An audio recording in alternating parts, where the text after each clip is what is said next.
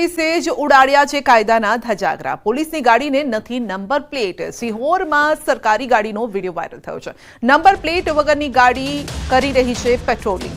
જાગૃત નાગરિકે આ વિડીયો બનાવ્યો છે। વિડીયોની ન્યૂઝ 18 ગુજરાતી પુષ્ટિ નથી કરી રહ્યું, પરંતુ આપ જોઈ શકો છો પોલીસની ગાડી દોડી રહી છે રસ્તા પર અને તેમાં નંબર પ્લેટ નથી। પરંતુ જો સામાન્ય કોઈ વાહન ચાલક હોય તેને નંબર પ્લેટ ન હોય તો મેમો ફટકારવામાં આવે છે, કાયદાનું ભાન કરાવવામાં આવે છે। પરંતુ કાયદાનું ભાન કરાવતી આ પોલીસ જ પોતે કાયદો ક્યારે શીખશે તે સવાલ છે।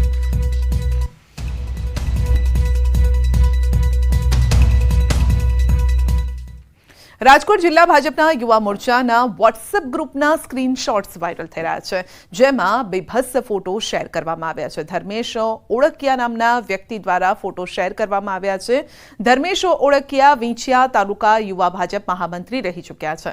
તેમણે પોતાનું વોટ્સએપ હેક થયું હોવાનું કહ્યું અને પોલીસ સ્ટેશન ખાતે ફરિયાદ નોંધાવવા પણ પહોંચ્યા।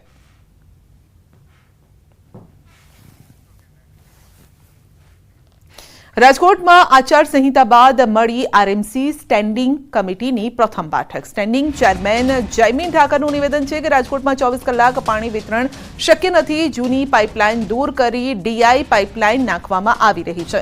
આચાર સંહિતા પૂર્ણ થતાં હવે તમામ કાર્યવાહી કરવામાં આવશે। આગામી દિવસોમાં 1 અબજ 91 કરોડના કામોનું લોકાર્પણ ખાતમુહૂર્ત થશે। બેઠકમાં કુલ 68 દસ્તાવેજો રજૂ કરાયા છે। 2 દરખાસ્ત નામંજૂર કરાઈ છે, 1 દરખાસ્ત પેન્ડિંગ રખાઈ છે અને નગર પ્રાથમિક શિક્ષણ સમિતિમાં ફાયર એનઓસીના સાધનો મૂકવાની દરખાસ્ત મંજૂર કરાઈ છે। 24 કલાક પાણીની પ્રારંભિક તબક્કે વોર્ડ નંબર 8 માં ચંદ્રેશનગરમાં વર્ષો પહેલા એક ટ્રાયલ કરવામાં આવ્યું હતું, પરંતુ એ શક્ય નથી બનતું। ડીઆઈ પાઇપલાઇનનું નેટવર્ક રાજકોટ શહેરની અંદર અલગ અલગ વોર્ડની અંદર અત્યારે ડીઆઈ પાઇપલાઇનનું નેટવર્ક ચાલી રહ્યું છે। આજે પણ ડીઆઈના પાઇપલાઇન એટલે કે ડકટાઇન અને નાયલ 24 કલાક પાણી નહીં, પરંતુ જે પાણી ચોરી થતી હતી, જૂની પાઇપલાઇનો હતી, 40 વર્ષથી જૂની જે પાઇપલાઇન સિમેન્ટની જે પાઇપો હતી એને દૂર કરીને ડીઆઈ પાઇપલાઇનનું નેટવર્ક અમે એટલા માટે સેટ કરીએ છીએ કે જે પૂરતા પ્રમાણમાં લોકોને પાણી મળી રહે। આગામી 5 દિવસ વરસાદની હવામાન વિભાગની આગાહી છે। થંડરસ્ટોર્મ સાથે વરસાદ પડી શકે છે અને આજે ભારે પવન સાથે વરસાદની આગાહી છે। અમદાવાદ, પંચમહાલ, દાહોદ, મહીસાગરમાં વરસાદની આગાહી છે। તો આજે દક્ષિણ ગુજરાતના તમામ જિલ્લાઓમાં પડી શકે છે વરસાદ। સૌરાષ્ટ્રમાં થંડરસ્ટોર્મ સાથે વરસાદની આગાહી છે।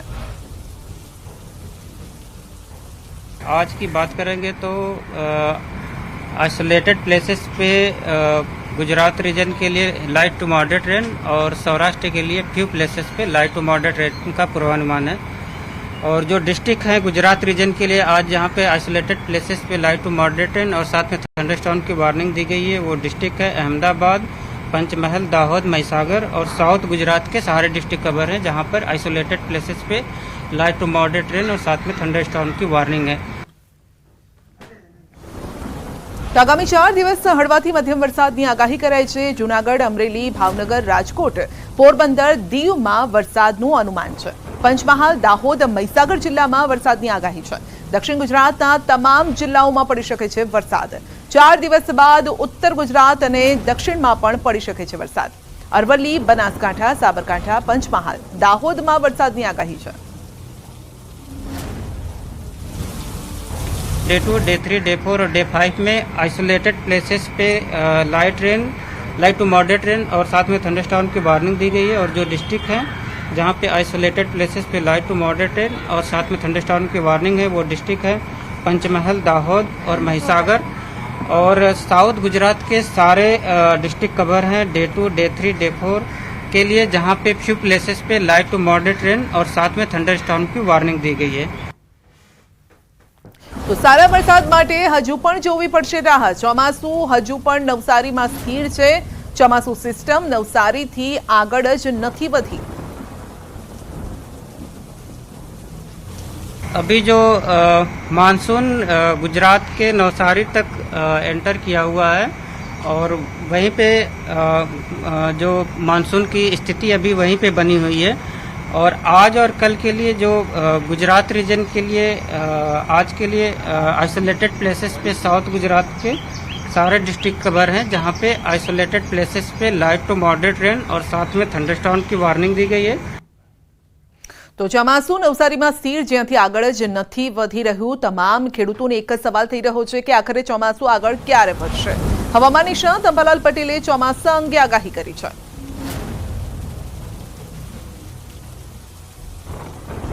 આ સક્રિય થયેલું ચોમાસું આગળ વધવાના સંજોગો બહુ જરા ઊભા થયા છે।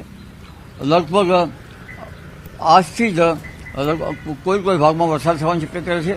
મધ્ય ગુજરાતના કેટલાક ભાગમાં વરસાદ થવાની શક્યતા રહેશે। અમદાવાદ ગાંધીનગરમાં પણ આજે હવામાનમાં પલટો આવે અને કોઈ જગ્યાએ વરસાદ થઈ શકે। એટલે પ્રી મોન્સૂન એક્ટિવિટી જેવો વરસાદ છે અને પ્રી મોન્સૂન એક્ટિવિટી ન ગણાય, કારણ કે આ વરસાદની ગણતરી જૂનથી સપ્ટેમ્બરમાં ચોમાસું વરસાદની ગણતરીમાં લેવાય છે।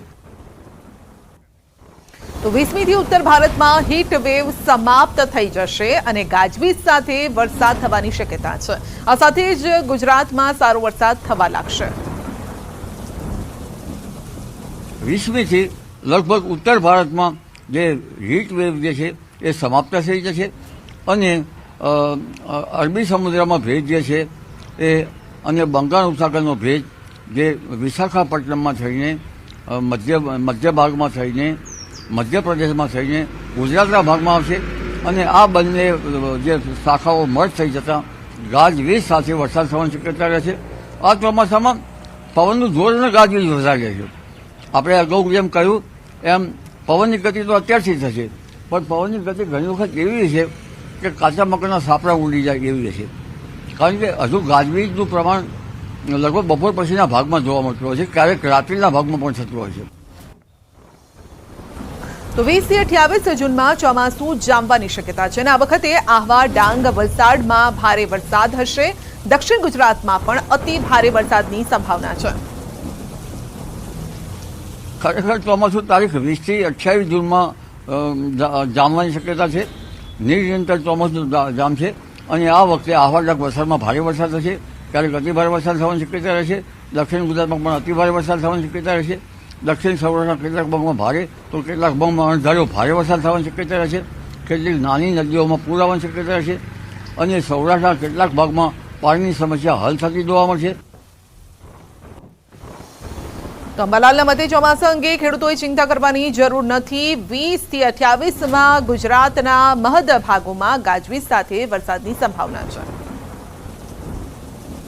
તારીખ 20થી 28માં ગુજરાતના મહદ ભાગોમાં ગાજવીજ સાથે સારો વરસાદ થવાની શક્યતા રહેશે, પરંતુ આ ગાજવીજનું પ્રમાણ વધારે છે, વીજ પ્રપાતનું પણ પ્રમાણ વધારે રહેશે, એટલે પવનની ગતિથી સાવચેત રહેવાની જરૂર છે। એ ચોમાસું હવે ધીરે ધીરે આવી રહ્યું છે, ત્યાંની કોઈ ચિંતા કરવાની જરૂર નથી ખેડૂત ભાઈને। અલબત્ત કેટલાક ગામમાં ભારે તો કેટલાક ગામમાં અતિ ભારે વરસાદ થવાની શક્યતા રહેશે। 20 તારીખ આસપાસ પણ મુંબઈ, મહારાષ્ટ્રમાં ભારે વરસાદ થવાની શક્યતા રહેશે। એટલે ચોમાસું જે છે એ પશ્ચિમ ઘાટમાં વધારે સક્રિય થશે અને બંગાળ ઉપસાગરની એક શાખા પર સક્રિય થઈ અને ગુજરાતમાં ચરાચર વરસાદ લાવી શકે તેમ છે। તો અમરેલી જિલ્લાના ગ્રામ્ય વિસ્તારોમાં આજે પણ વરસાદી માહોલ યથાવત છે। ધારી ગીરના ગ્રામ્ય વિસ્તારોમાં વાતાવરણમાં પલટો આવ્યો છે। ધારી શહેર અને ગ્રામ્ય વિસ્તારમાં મેઘરાજાનું આગમન થયું છે। ધારી, સરસિયા, ખોખરા સહિત આસપાસના વિસ્તારોમાં વરસાદ શરૂ થયો છે અને ગરમી બફારા બાદ વરસાદ વરસતા વાતાવરણમાં ઠંડક પ્રસરી છે। વરસાદ વરસતા ખેડૂતોમાં પણ ખુશીનો માહોલ છે।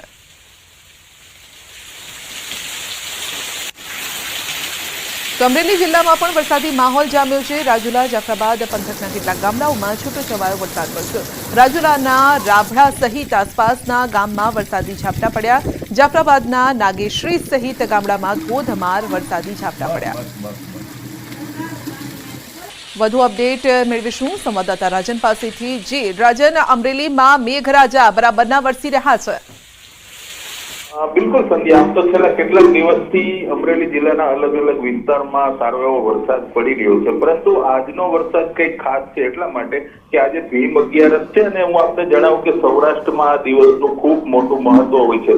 જો આજના દિવસે વરસાદ થાય તો ખેડૂતો ખૂબ ખુશખુશાલ થાય છે, કારણ કે આજનો વરસાદ એ શુકનવંતો વરસાદ માનવામાં આવે છે અને આજે પણ અમરેલી જિલ્લાના રાજુલા, જાફરાબાદ અને અમરેલી શહેરમાં પણ અમી છાંટણા થયા છે, એટલે સ્વાભાવિક રીતે જ આજે વરસાદ છે ખેડૂતો માટે ખૂબ ખુશી લાવનારો વરસાદ છે સંધ્યા। જી, અને ભીમ અગિયારસે કેટલા ખેડૂતો વાવણીની પણ શરૂઆત કરતા હોય છે, તો કઈ રીતે આ વખતે વાવણીનું આયોજન કર્યું છે અમરેલી જિલ્લામાં ખેડૂતોએ?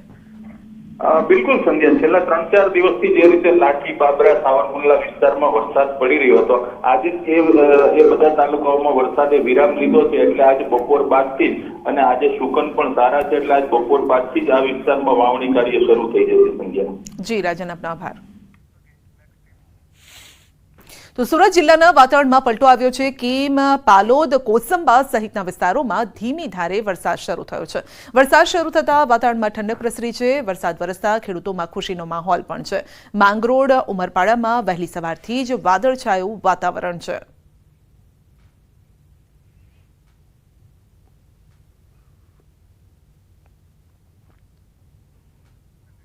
તો ભરૂચ જિલ્લામાં ધીમી ધારે વરસાદ, મેઘ મહેર થતા અસહ્ય ઉકળાટ વચ્ચે વાતાવરણમાં ઠંડક પ્રસરી છે। અંદાજિત 20 કિલોમીટરની ઝડપે પવન ફૂંકાઈ રહ્યો છે અને આ પવન સાથે વરસાદનું આગમન થયું છે। જગતના તાત માટે વાવણી લાયક વરસાદ વરસ્યો છે।